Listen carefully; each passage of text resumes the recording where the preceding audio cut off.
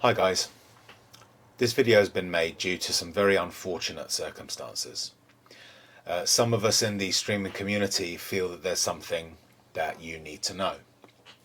So myself and Nick from Shelfside Spurs Show, Ben, Brian and Danny from Tottenham on Tour, Bobby K and Kuva from Three Spurs Boys, Stell, Iggy, Will and JP from Tottenham Away, Sean from Spurs Talk Show and Kim from Paxton Road TV have come together to create this video. There's someone within the community who's acted in a way that has caused some serious damage, both to individuals directly and to the community as a whole. That person is Bob Spur. Now, we realise that this may be difficult to believe and difficult to hear. Bob Spur has been a significant part of this community for the last 2 years and is viewed by many as a source of fun, humour and entertainment. His voice has been prominent in the discussions, arguments and debates we've had with each other. However, unbeknownst to us until recently, behind the smile and the jovial, irreverent behaviour lurked someone who seemed to have viewed the streaming community as a target for his schemes. As most of you will be aware, Bob Spur contracted COVID in December 2021 and was admitted to the Princess Alexandra Hospital in Harlow for treatment. He ended up staying there for 3 months or so before being released from hospital in March 2022. 2 months later, in May, Bob Spur did a 24-hour charity stream, the aim of which he said was to raise money for the NHS. He set a target of £500 for that stream and asked for donations to be made into a PayPal account at Bob Spur TV NHS. After the stream, Bob Spur continued soliciting donations and the figure he said had been collected hugely surpassed the £500 target. And any date on which he said that the collection would end would always be pushed back into September, October, November. It never seemed to close. And then on into this year, eventually the total seemed to come to rest around the £10,000 mark, although the true figure was never very clear. The only figure we've been able to find that's clearly stated is £10,122. But some people have heard £10,000, others £11,000, still others £12,000. Given the store of videos on Bob Spur's channel, and we suspect those that have been deleted, makes it impossible to actually pin him down to a number. Moving on. In May of this year, Kim and I discovered that Bob Spur had defrauded her out of £2,000 for the purchase of a new car whilst they were still in a relationship. We also found that he deliberately brought about a situation whereby Kim was driving around uninsured in a car that she thought she owned but actually didn't. The loss of the money was hard enough given how much it had cost Kim to look after him during his and following his illness. But cancelling her insurance without telling her, which is what he did, could have landed Kim in jail. We immediately reported Bob Spur to the police. And we began looking into him more closely and found out some very alarming information. What we found made us fear for the security of the money he had ostensibly raised for charity, given that there was evidence of him running afoul of the law previously, repeatedly, alongside what we discovered he'd done to Kim more recently, as I explained a moment ago. Bear in mind that the NHS money had disappeared into a private PayPal account, even though Bob Spur tried to claim that it was a charitable one. At Bob Spur TV NHS was the account address, and that is a private PayPal account. It's not a charitable one. Charitable accounts that PayPal's charitable function provides have very different addresses, and the amounts raised are available for all to see. Unlike PayPal Giving, which is what it's called, and other sites like Just Giving and GoFundMe, which he'd used to gather money twice before, let's not forget, a private PayPal account has no oversight and no way of people who have donated to determine just how much an individual collects. Given that, Kim and I felt that we had no choice but to share what we had found with certain members of the streaming community.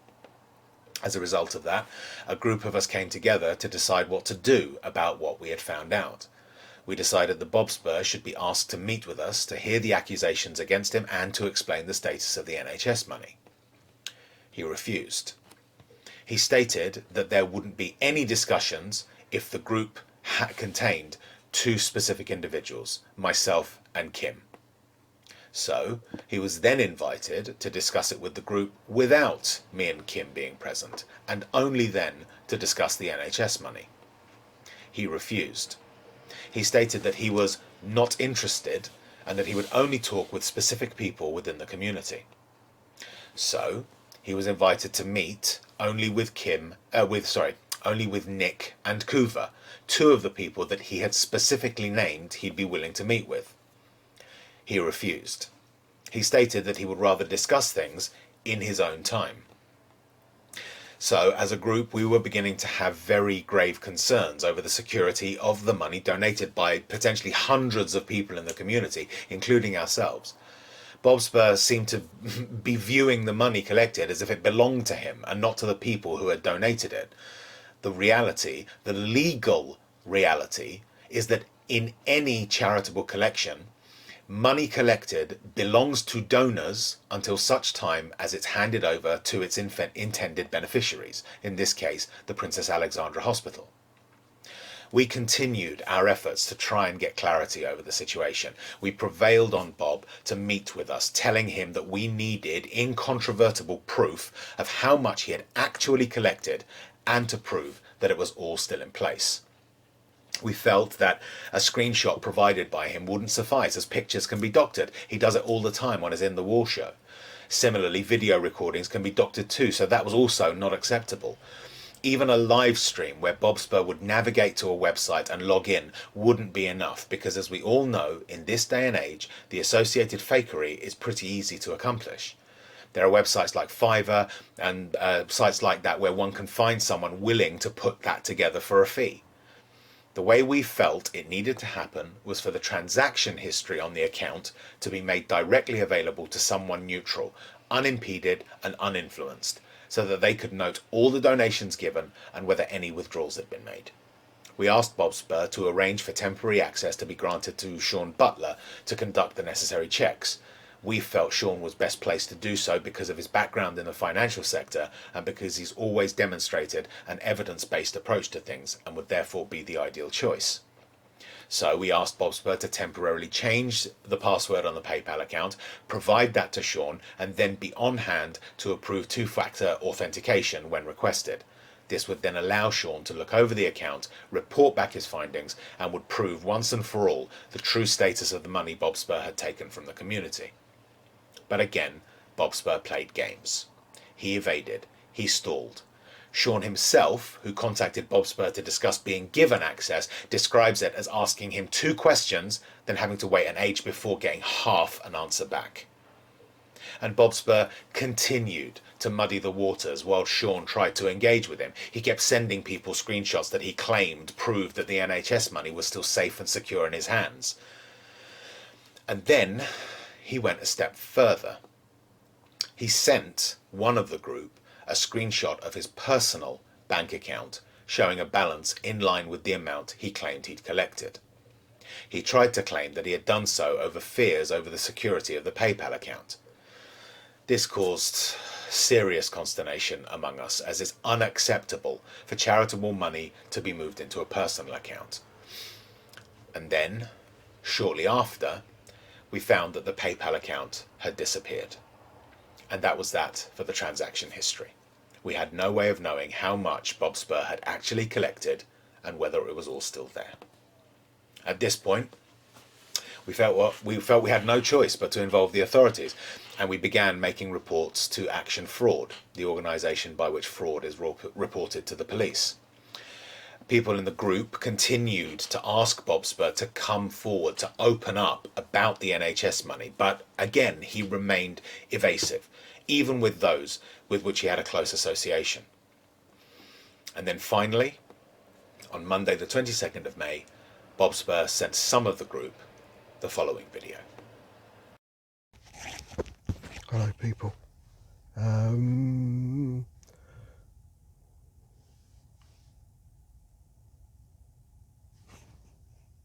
I'm I'm a con man.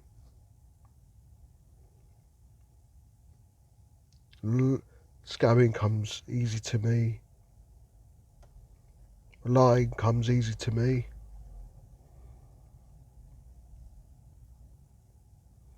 And I'm sorry.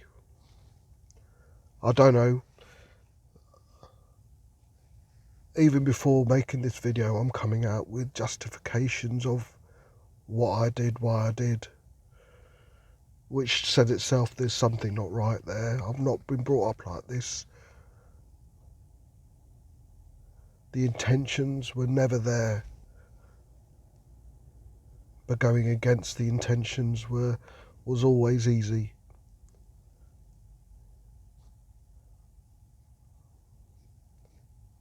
Dipping in, take a bit more, take a bit more, take a bit more, and then you're left with what you're left with. I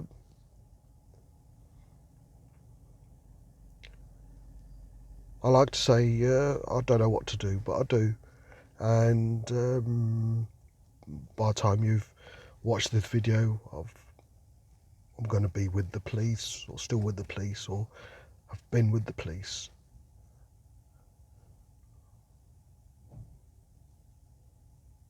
But all I can say right now is I'm sorry. I've wanted to make this group and done what I should have done ages ago.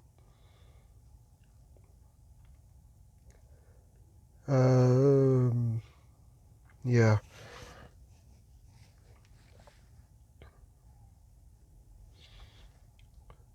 I'll speak to you later.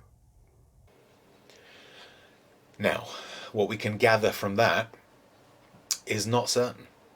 Given his history and what he's done to individuals and to the community as a whole, nothing Bob Spurs says can be taken at face value, no matter how much or how little we may wish to do so. Also to be borne in mind is that he sent that video after all other roads seemed closed to him. He had ample opportunity to come clean before and try to prevent it getting to this point, but he didn't. And even when pushed to the final limit, he mentions nothing specific, only that he dipped into something again and again. He mentions going to the police, but even with an outside source giving us information that he has done so, that's still not been verified. Even now, we have no idea what's actually transpired with the NHS money, only the individual transgressions he's perpetrated against Kim. I think it's fair to say, though, that the money, the NHS money, isn't safe with him. It's got to the point where we have to wait for the law to take its course before we can be in a position to know precisely what Bob Spur has done. As a group, we felt we had to make this video so that people have as much of the facts as we have available to us. Everything we've stated above, we can prove. If you donated to the collection and you wish to lodge a complaint, you can do so via Action Fraud. As I say, that's the organisation that takes reports of fraud on behalf of the police and then basically reports it to the police.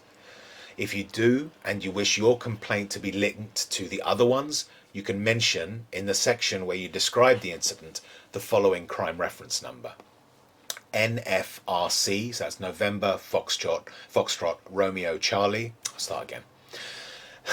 NFRC, so that's November Foxtrot Romeo Charlie 230 505 943 726. I'll put that crime reference number and the details of Action Fraud in the description as well. We also want you to be forewarned and forearmed to treat with skepticism any narrative Bob Spur may try to spin that doesn't align with what we have discovered. Don't be fooled by shows of remorse. He's done that before.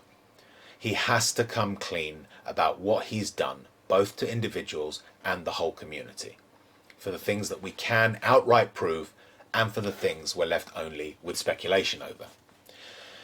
Given the tone of that video I just showed you, it may seem to you like we're kicking someone while he's down, that he's punishing himself enough, but he has once again shown his evasiveness even after making that video. He offered to meet with Kim and I this week to discuss what he had done. When we agreed to meet with him, he made excuses to cancel. All along the line, he has evaded and delayed and obfuscated, perhaps waiting for the heat to die down so that he can gradually reingratiate himself with the community. But it is important that as a community, we do not forget. If you wish to know more about what's happening, come to us for information if you want it. We're open. We've nothing to hide, and we're happy to share what we know, as long as it doesn't prejudice any ongoing investigation by the police, of course. Remember, whether said in genuine remorse or said to serve an unknown agenda, Bob Spur has admitted to taking what isn't his. You heard that in his own words from his own mouth. For our part, we promise that we'll try, to whatever extent we're able, to ensure that any money that remains is given to the Princess Alexandra Hospital, even if it's a penny.